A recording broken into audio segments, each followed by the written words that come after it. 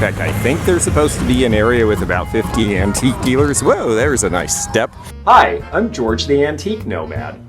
Come with me as I wander the country in search of valuable vintage, amazing antiques, and cool collectibles.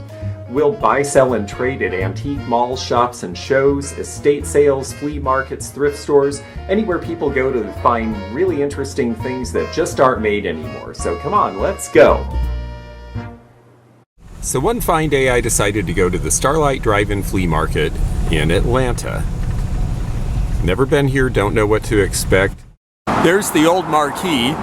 It is still a drive-in theater. They have movies at night, of course, and then the flea market can be there, and so they get traffic and business all weekend long. They are certainly busy here because look how far away I am parking from this place. The review I saw that actually, to me, sounded great was, oh, it was just like a bunch of people having garage sales. Well, that's exactly what I want, so sounds good to me. I think that they were complaining because maybe they thought it was supposed to be full of all the new stuff from overseas, and maybe it is. I mean, I've never been here, but the fact that they said that it seemed like a bunch of people having garage sales, I thought, well, a bunch of garage sales in one place is a beautiful thing. So let's see what that's like. See, that one's made in China, not even a lodge.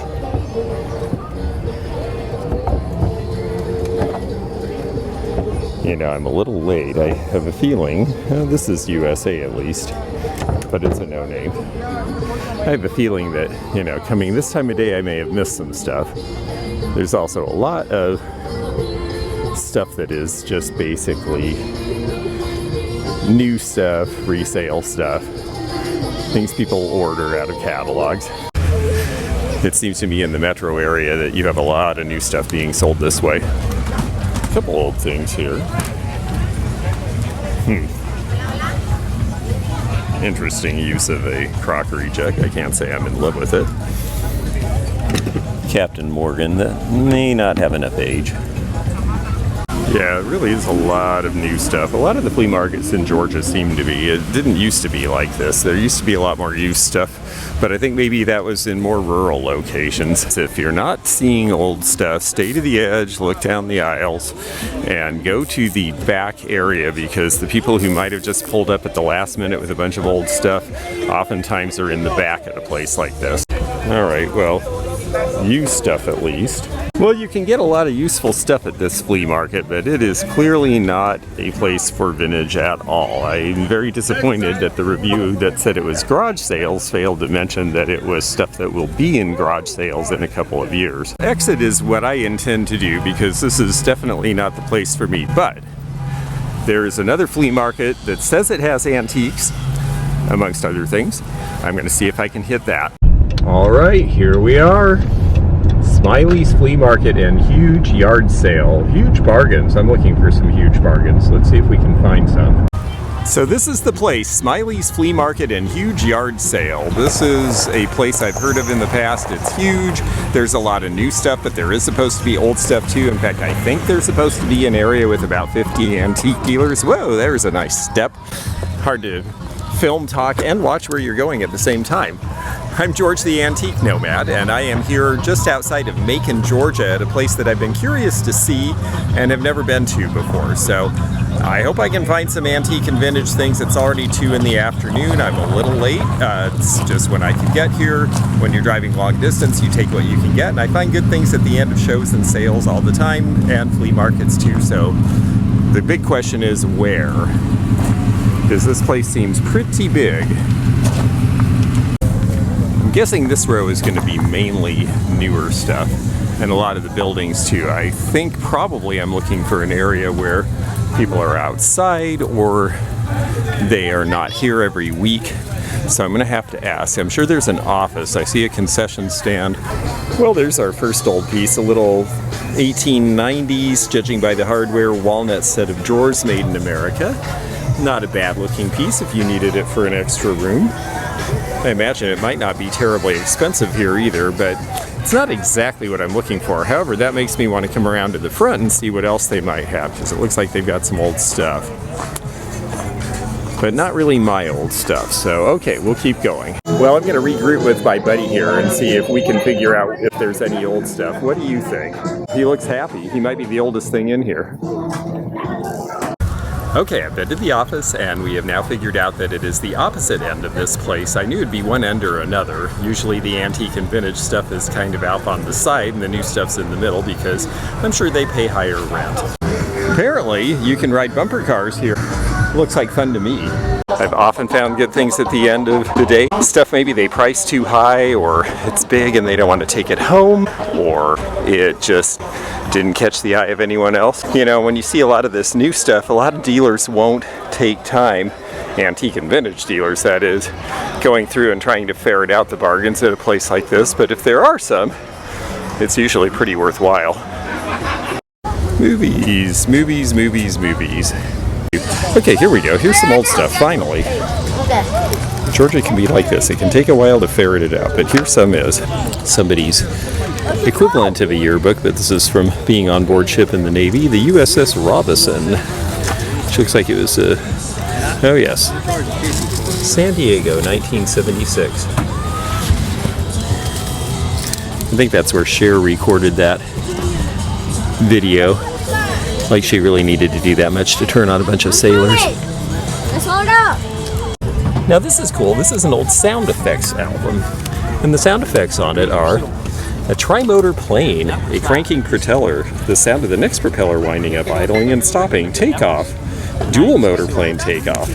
What's on the back? It is two-sided. The early ones aren't necessarily. The plane's taking, 5 planes taking off, a Boeing bomber taking off. This is just strange enough. I think it's something I'm going to get. You know, some of these could be rather obscure regional bands. I'm in a different part of the country. This is Beacon, the Lenox Avenue Jump, Slamming the Gate by the Slam Stewart Quintet. So these are going to be some fun jazz stuff. Riverside Jump on Gotham Records. Gosh, I just have a feeling about some of this. RCA Victor are pretty common, but here we've got on Bama Records, How Can I Believe You Love Me by Hard Rock Gunter and the Pebbles. And the Birmingham Bounce.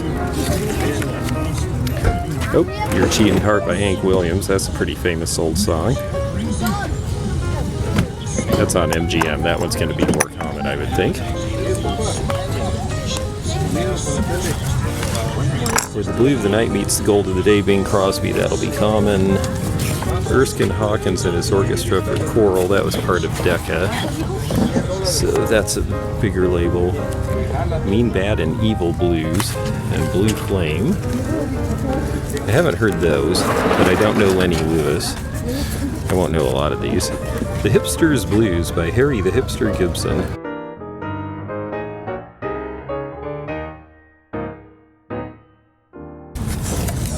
'40s.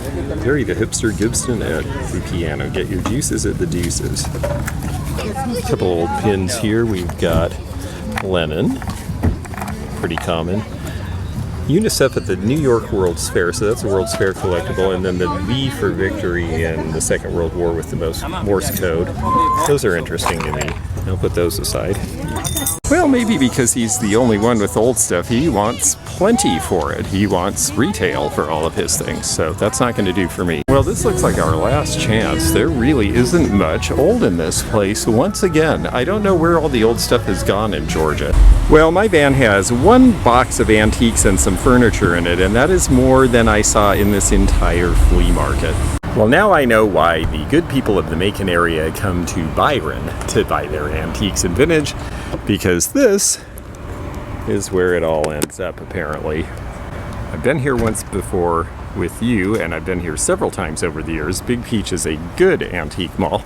I always find things here, so let's go where we know we're going to find something interesting and old. And right off the bat, there's some genuine pre-Columbian art. This is Nayarit culture you see on the right there. The pieces I have in my collection, which are just a few, are also Nayarit culture. And that's going to date to right around the time of Christ.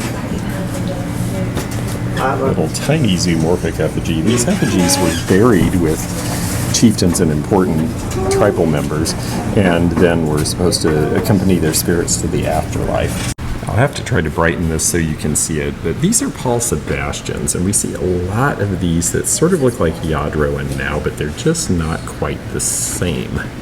They're a little glossier, the quality isn't quite as refined, and they sell for considerably less, about half of what a Yadro figure of the same size and design would do.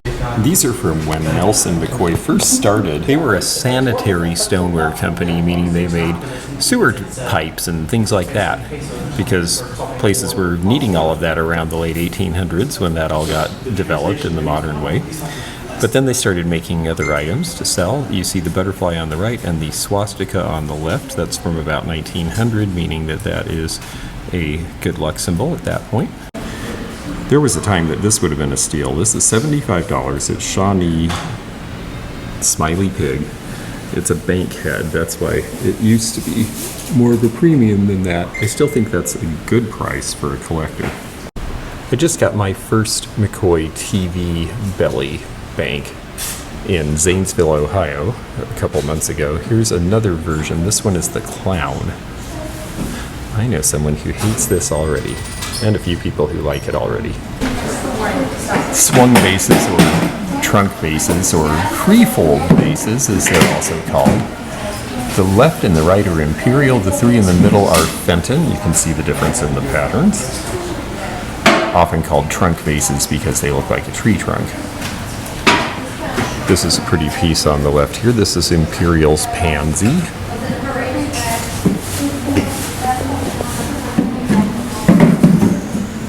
Fenton Red Holly. Red is a good color. If the glass is red, it's likely to be the most expensive in the line because they had to use gold to get that color of glass back then, so it was more expensive new and not as many people bought it. Dragon and Lotus by Fenton on the left. On the right is their orange tree pattern. They did very strong, vivid patterns. This is part of what got them established as a major art glass force in the United States and why they were able to make so much stuff over the next 100 years. This is what got it going. And then this is Dugan. White is more unusual, white being clear, really, with the carnival. In the realm of very fancy porcelains, you have Sèvres with the Napoleonic wreath, and that one is French. There are a pair. You can see the fasces on the right side. Let me try to get that glare out of the way so you can see I'm talking about the white ones with the gold. Those are $1,400 for the pair. The big, huge Limoges rose urn with the lid is $950. I think they're beautiful. And beautiful is fun, you know, it's nice to look at beautiful objects. This stuff is supposed to be all about fun. Now, some people, this is scary stuff because they're afraid they'll break it. Maybe they still have young children at home, but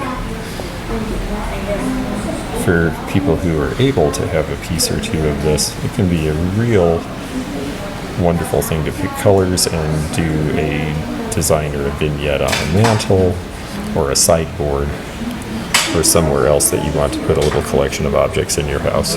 Now, with sports collectibles, in some ways the new stuff is the most valuable because people who are actively following are going to be more interested. This is Tyreek Hill from the Kansas City Chiefs, but it's got the autograph $74.95. That would be fun in a Halloween display.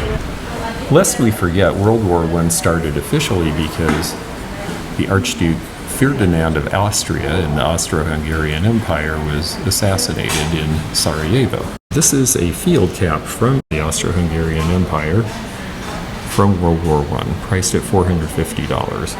Thank you for watching this video. If you're enjoying it, please give it a thumbs up and leave a comment. Also, please do subscribe because then you can click that bell to be notified of future videos. We have membership packages. There's a couple of different levels. We appreciate the support of our super fans who help us do extra bonus content. You can check that out by hitting the join button below or clicking the link in the description. Check out our new channel, the Antique Nomad Live. That's live with an exclamation point. We'll have a lot of fun there too. So check us out here on the Antique Nomad and also on the Antique Nomad Live. Now let's get back to this video. Look at this amazing butcher block. This is 19th century. It's absolutely worn just the way people really want these. And yes, it's priced very high, but it is exactly what designers and decorators in Atlanta might use, and that's why it's $17.95. The marble column behind is $3.95. Now that I think is a pretty good value for money. Marble is coming back, and these are Victorian pieces. Now the vase is as is, still not cheap, because with the pedestal the vase is $700, but it's beautiful. It seems to me that Georgia likes formal design, or they like rustic design. This has a little of both. This is pine, and I suspect that this is Irish pine. It just says antique pine. It looks to me like it's had some renovations. You'll see a lot of pine furniture where part of it is old and a whole bunch of new stuff was put on, because pine sometimes attracted infestations. They fumigate all of this, of course, before they restore, but it doesn't mean that you're going to not necessarily have some little pinholes and reminders or have replaced parts. Now I have a viewer who really enjoys portraiture. A print from early photography. When you see these on this sort of cardboard, this is usually 1880s, 90s vintage. She is a print, a color lithography from early on, but this fellow is a real painting. And there is a beard. It would be interesting to figure out whether this artist or this person, through a Google image search, are famous in ways we don't know. That is how you can sometimes get some real sleepers in art. And that might be one. I don't know enough about it to know, so that will be a point of research. This cobalt glass vase is very large. It seems thin, so I'm guessing 1980s. Yeah, it's pretty light. It's molded, but it's definitely got some wear. So this is 80s. The 80s have been 40 years. See the amount of wear. That's normal. Look for wear on things. Things that are old should have some evidence. All this did was sit and get moved around a few times on the floor, and it's still obvious that it has been used. So check for wear if you want to know that things are genuine. I'm interested in the popsicle stick lamp, but it is $95. No, I'll just fix the one I have. Well, another thing I think might be coming back from the 1980s are ceramic masks like these. They were very popular to hang on walls. These are priced at about $65 each, which is not real inexpensive. Clay art was a big name in these in the 1980s. This one says it's $19.90 and it's priced at $125. So they apparently think these are back, and they may well be. I've been predicting they would be. These are really neat and come up time to time. It's a Persian katamkari camel bone inlaid painting, so that is on camel bone, and the inlays are camel bone as well. They were done in Iran. Some of them are rather old and can be very valuable. This one is very pretty. It's priced at $125. All right, well, this is a 20% off shelf, so let's see if there's anything inexpensive enough. The old square nose trucks from the 80s are collectible, but I still wouldn't pay that price for it. Now here we go. Premier egg grading scale. This is definitely real. Egg scales do well. They can sell for $35 and $40, so this could double. And it says 20% off everything over 15 through 10/31. So is this the discounted price? $20. I think I might take that. I haven't had one for a while. It's slightly bent here. I think I can fix that if I'm very careful and deliberate about it. $80 on the German canister set with 11 pieces. That means one, I think, is missing. Blue flower vase is only $8. This is 1930s. And does it have a mark we can see of any sort or an attempt at one? No, just sort of a runny glaze. I suspect it's one of many Midwestern potteries. It's a second. It's not really something that I need, even though it's old and inexpensive. It's not always just about old. $85 on the neat typewriter with the green keys. So yeah, I think I found the one deal. At least that's one more deal than I had found so far today. I finally broke the ice because this has been kind of a rough one. You know, I have to say I agree with Misty from Thrifter, Junker, Vintage Hunter. She says you can find deals in antique malls that are better and at least curated, and you're not having to look through so much junk. And I think there's something to that. You know, it's all a question of the most efficient use of your time. If you're going to go into an estate where there could be anything, then that's great. If you're going to go to a flea market where there's old stuff, at least some, or a chance of some, that could be great. Hey, speaking of great, here we are, $10 each. Vintage chicken. Well, Those are Royal Copley or thereabouts. Could be Stuart McCulloch. They feel a little light for Copley. Doesn't matter. At $10 each, I will take them. These do sell, and I am out of them currently. It's funny how certain things just become commodity items when you're a dealer. Cameo depression glass, those will glow. Here is a very impressive old cabinet. Look at the carving. This is high style Victorian from probably 1890, I would say. It is thoroughly encrusted with carving from top to bottom.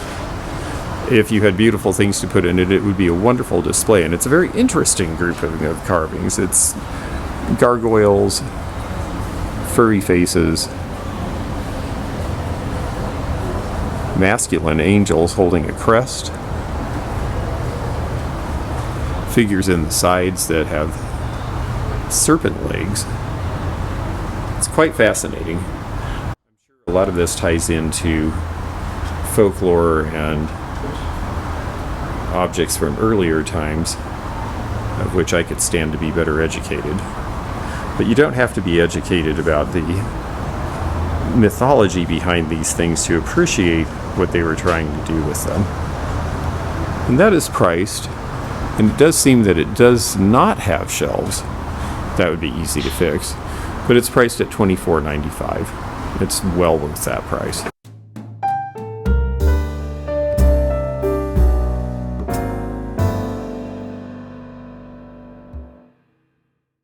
Thanks for joining me again in the fun and fascinating antique community here where online meets the real world. Please click the subscribe button below, click the bell to be notified when new videos upload, leave a comment below, and hit thumbs up to like this video. Links to our online social media daily posts and our items for sale are in the description. This is George at the Antique Nomad. Bye for now.